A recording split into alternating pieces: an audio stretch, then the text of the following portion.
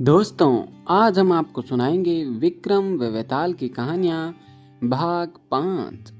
विक्रम बेताल को लेके जाता है तो बेताल एक कहानी सुनाता है जिसका नाम है असली वर कौन। उज्जैन में महाबल नाम का एक राजा रहता था। उसके हरिदास नाम का एक दूत था जिसने महादेवी नाम की बड़ी सुंदर कन्या थी। जब वह विवाह योग्य हुई तो हरिदास को बहुत चिंता होने लगी। इसी बीच राजा ने उसे एक दूसरे राजा के पास भेजा। कई दिन चलकर हरिदास वहां पहुंचा। राजा ने उसे बड़ी अच्छी तरह से रखा। एक दिन एक ब्राह्मण हरिदास के पास आया। बोला, तुम अपनी लड़की मुझे दे दो। हरिदास ने कहा, मैं अपनी लड़की उसे दूंगा जिसमें सब गुण होंगे। ब्राह्मण ने कहा, मेरे पास एक ऐसा रथ है जिस पर बैठकर जहां चाहो घड़ी भर में पहुंच जाओगे। हरिदास बोला, ठीक है, सवेरे उसे ले आना। अगले दिन दोनों रथ पर बैठकर उज्जैन आ पहुंचे। देव योग से उससे पहले हरिदास का लड़का अपनी बहन को किसी दूसरे को और हरिदास की स्त्री अपनी लड़की को किसी तीसरे को देने का वादा कर चुकी थी। इस तरह 3 वर इकट्ठे हो गए। हरिदास सोचने लगा कि कन्या एक है, वह 3 है, क्या करे। इसी बीच एक राक्षस आया और कन्या को उठाकर विंध्याचल पहाड़ पर ले गया। तीनों वरों में एक ज्ञानी था। हरिदास ने उससे पूछा तो उसने बात बता दी कि एक राक्षस लड़की को उठाकर ले गए हैं और वे विंध्याचल पहाड़ पर हैं। दूसरे ने कहा, मेरे रथ पर बैठकर चलो, जरा सी देरी में वहां पहुंच जाऊंगी। तीसरा बोला, मैं शब्द भेदी तीर चलाना जानता हूँ, राक्षस को मार गिराऊंगा। वे सब रथ पर चढ़कर विंध्याचल पहुंचे और राक्षस को मारकर लड़की को बचा लाए। इतना कहकर बेताल बोला, हे राजन, बताओ वह लड़की उन तीनों में से किसकी होनी चाहिए।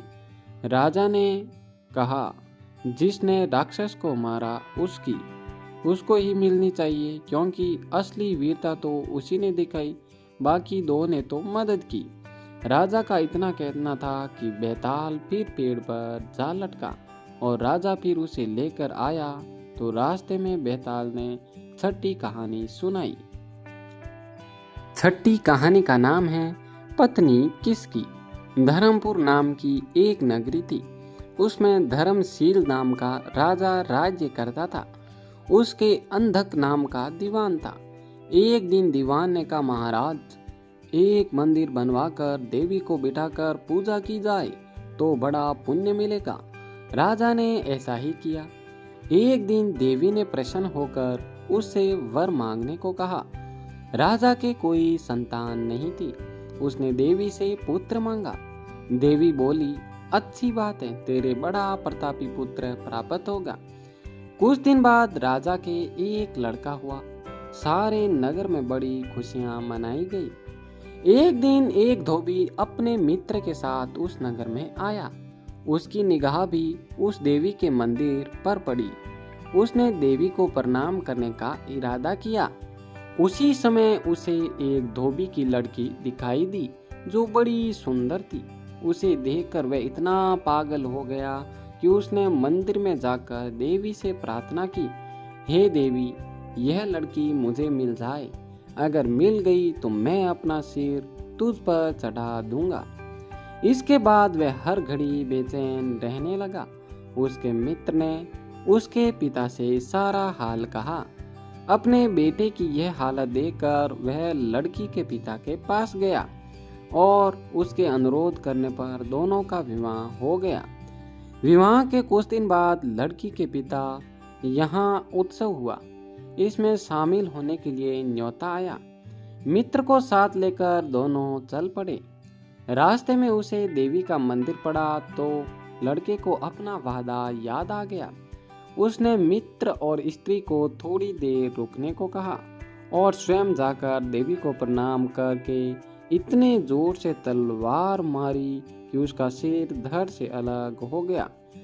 देर हो जाने पर जब उसका मित्र मंदिर के अंदर गया तो देखता क्या है कि उसके मित्र का सिर धड़ से अलग पड़ा है।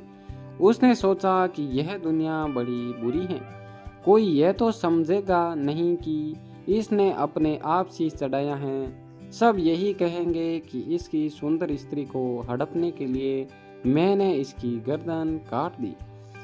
इससे कहीं मर जाना अच्छा है। यह सोच उसने तलवार लेकर अपनी गर्दन उड़ा दी। उधर बाहर खड़ी खड़ी स्त्री हैरान हो गई तो वह मंदिर के भीतर गई। वह देखकर चकित रह गई। सोचने लगी कि दुनिया कहेगी यह बुरी औरत होगी, इसलिए दोनों को मार आई। इस बदनामी से मर जाना ही अच्छा है। यह सोच उसने तलवार उठाई और जैसे ही गर्दन पर मारनी चाहिए कि देवी ने प्रकट होकर उसका हाथ पकड़ लिया और कहा, मैं तुझ पर प्रसन्न हूँ, जो चाहो सो मांगो। स्त्री बोली, हे देवी, इन दोनों को जिंदा कर दो। देवी ने कहा, अच्छा, तुम दोनों के सिर मिलाकर रख दो। घबराहट में स्त्री ने सिर जोड़े तो गलती से एक का सिर दूसरे के धड़ पर लग गया। देवी ने दोनों को जिला दिया। अब वे दोनों आपस में झगड़ने लगे। एक कहता कि ये स्त्री मेरी है, दूसरा कहता मेरी है। बेताल बोला, हे राजन, बताओ कि ये स्त्री किसकी हो। राजा ने कहा, नदियों में गंगा उत्तम है, पर्वतों में सुमेरु, वृक्षों में कल्प वृक्ष और अंगों में सिर, इसलिए शरीर पर पति का सिर लगा हो वही पति होना चाहिए। इतना सुनकर बेताल फिर पेड़ पर जा लटका। राजा उसे फिर लाया तो उसने सातवीं कहानी सुनाई। सातवीं कहानी का नाम है किसका पुण्य बड़ा। मिथिलावती नाम की एक नगरी थी।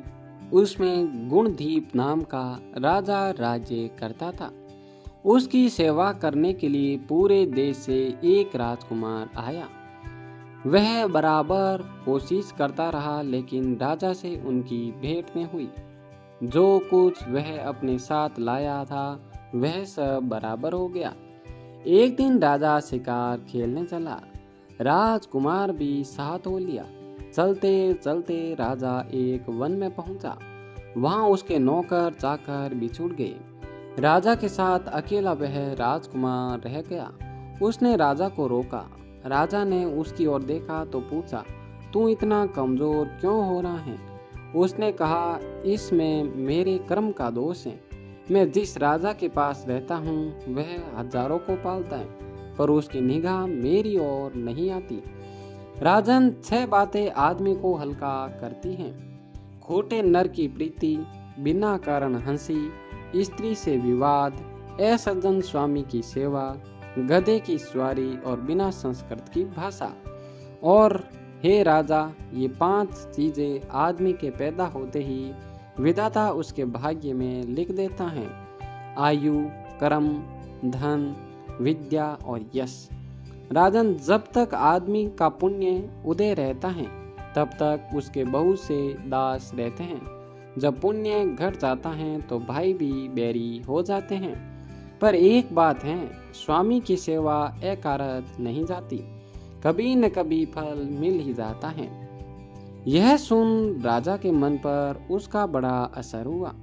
कुछ समय घूमने गामने के बाद वे नगर में लौट आए। राजा ने उसे अपनी नौकरी में रख लिया। उसे बढ़िया बढ़िया कपड़े और गहने दिए। एक दिन राजकुमार किसी काम से कहीं गया। रास्ते में उसे देवी का मंदिर मिला।